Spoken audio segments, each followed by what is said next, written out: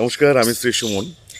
আজকে আরেকটা নতুন টিপস বলছি। সেটা হচ্ছে, দেখবেন ঘরের মধ্যে কিন্তু আমরা প্রায় দেখি অনেক বাড়িতে, অনেক বাস্তুতে খুব অশান্তি হচ্ছে, প্রায় লেগে থাকে ঝগড়াঝাটি, অশান্তি, মানবিমানের পালা।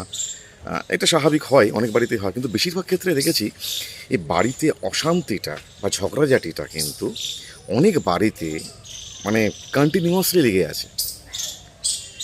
বাড়ি থেকে বেরোচ্ছেন শান্তি, বাড়িতে আসলেই অশান্তি। এবং দেখবেন এই অশান্তি হওয়ার কটা দিন কিন্তু বাড়িটা কেমন থমকে থাকে, একটা গুমুট ভাব থাকে বাড়ির মধ্যে।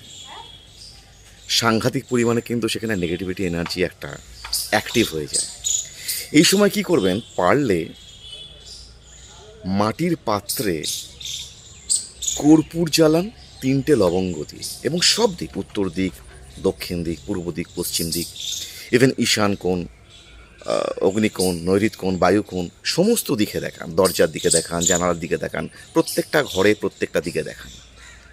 টানা 7 দিন কন্টিনিউয়াসলি করুন, দেখবেন এই গুমুট ভাবটা কেটে যাবে এবং অশান্তির জায়গাটা আস্তে আস্তে কমতে থাকবে।